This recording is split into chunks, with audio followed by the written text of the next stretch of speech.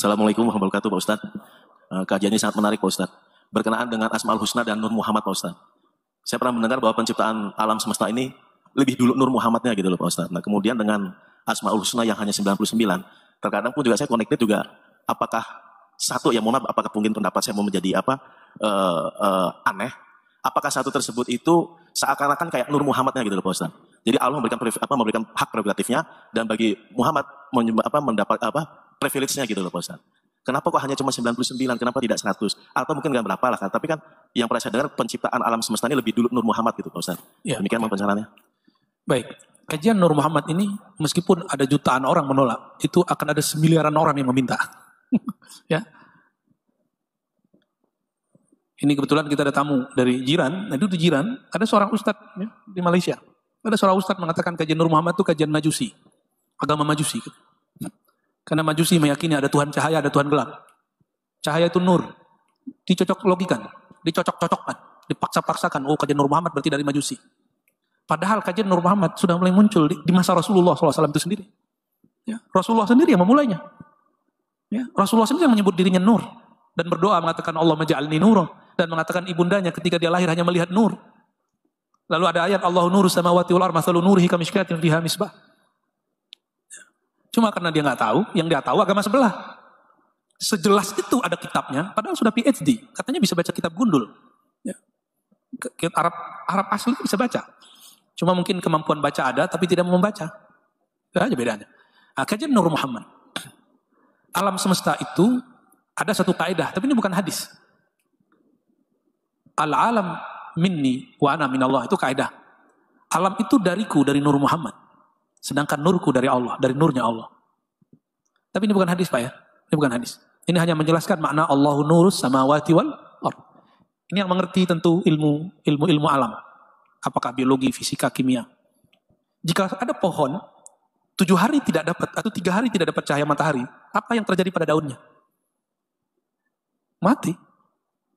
Ketika Allah mengatakan, Allah lah, surah An-Nur ayat 35, nur langit dan bumi. Cahaya, nah maka dibuat ilustrasi oleh Allah SWT. Akulah cahaya kalian, yang di langit malaikat, yang di bumi manusia. Di bumi juga ada pohon. Karena ada cahaya Allah ini kita hidup. Cahaya Allah ini sebagian Allah pantulkan melalui matahari untuk tubuh. Maka cahaya matahari itu Nabi Muhammad SAW disebut kalau kita lagi maulid mahal qiyam, anta syamsun, anta badrun. Engkaulah sang matahari sebenarnya wahai baginda Rasulullah. Itu, ada kalimat begitu. Lalu kita kalau sholat Allahumma sholli wa sallim barik ala sayyidina Muhammad syamsid duha badrid duja, itu ungkapan kepada Nabi Muhammad SAW. Kenapa disebut sumber cahaya alam? Itu Allah. Lalu Allah mentajallikan, memanifestasikan cahayanya dalam diri Nabi Muhammad SAW. Bahasa Arabnya tajalli, bahasa Inggrisnya manifest. Dengan cahaya matahari, maka pohon-pohon tumbuh, kulit kita pun jadi sehat. Jadi orang-orang yang gak kena cahaya matahari selama pandemi, itu lebih bahaya. Jadi kita termasuk tidak sepakat dengan orang yang diisolasi terus gak keluar-keluar ruangan, kita gak sepakat. Itu pembunuhan. Pembunuhan secara halus itu. Karena sumber hidup tubuh ini dari matahari. Lihat aja pohon Pak, sehari aja gak ketemu cahaya matahari, dia langsung menguning. Kok daunnya langsung menguning? Gimana tubuh kita kalau gak kena cahaya matahari? Apa kata Imam Nawawi? Matahari tubuhmu, yaitu yang ada di langit itu masih terbenam. Tapi matahari ruhanimu tidak pernah terbenam. Itulah baginda Nabi Muhammad Sallallahu Alaihi Wasallam. Itu maksud beliau begitu. Tubuh dicipta dari tanah dan dari anasir yang 4. Setelah selesai baru ditiupkan ruh. Berarti ruhnya sudah ada sebelumnya. Ruh inilah yang kemudian Allah keluarkan, Allah bungkus dalam satu wadah namanya nur. Nur itu disebut oleh para ulama kita Nur Sayyidina Muhammad Sallallahu Alaihi Wasallam. Sebenarnya penjelasannya panjang Pak. Sebelum Nur Muhammad itu ada lagi istilahnya. Sebelum itu ada lagi istilah, semuanya istilah-istilah aja. Ya. Karena Allah itu qadim. Kalau bahasa filsafatnya transenden. Enggak bisa dibayangkan. Tidak bisa dipersepsikan, itu transenden. Ya, bahasa Qur'annya laisa kamitslihi syai'. Ya, kita ambil bahasa Qur'an lebih enak. Tidak ada yang bisa menyerupainya. Tidak ada yang dapat menggambarkannya. Maka supaya makhluk kenal dia, Allah memantulkan semua nama dan sifatnya pada diri Nabi Muhammad SAW. Jika Allah itu adalah nur, maka diri Nabi Muhammad yang menjadi pancaran Allah Ta'ala itu disebut Nur Muhammad SAW. Dari situlah, jika alam ini tumbuh hidup karena ada berkat cahaya juga sama. Juga akan ada, ruh kita ini hanya ada dengan cahaya baginda Nabi Muhammad SAW. Ya. Tapi ingat, harus beradab menyebut itu. Ya. Jangan katakan, di dalam dirimu ada Muhammad. Tapi bukan Muhammad yang di Madinah itu. Itu kalam-kalam gak penting. Bukan Muhammad yang di Madinah itu. Emang siapa? Bapak ente aja, ente gak berani bilang, misal bapaknya siapa namanya? Nama bapaknya siapa? Agus. Berani gak bilang? Bukan si Agus itu, berani gak? Gak berani kita. Kok ada Ustadz ahli Ma'rifat Nur Muhammad berani ngomong begitu? Saya meragukan kajian Ma'rifat Nurnya. Ya, ada masalah adab di situ. Syekh Siti Jenar kena itu kan di adab dia. Al-Halaj kenanya di adab.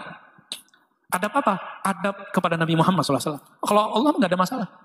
Ketika Al-Halaj mengatakan, anal hakikat diriku adalah Allah. Nabi Muhammad nggak pernah ngomong begitu.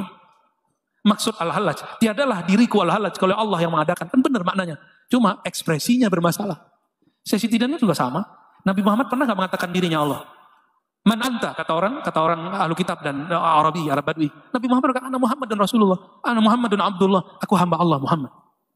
Gak pernah Nabi Muhammad SAW mengatakan, ana Allah. Gak pernah kan seperti Syekh Siti Jenar. Sunan Kalijaga tahu apa mabuk rohaninya Syekh Siti Jenar. Tapi jika ini dibiarkan, ini berbahaya. Maka yang mengadili mereka bukan pengadilan awam, pengadilan para aulia. Para aulia yang mengadili Syekh Siti Jenar. Bukan kita-kita seperti ini. Sekarang orang banyak suul adab begitu.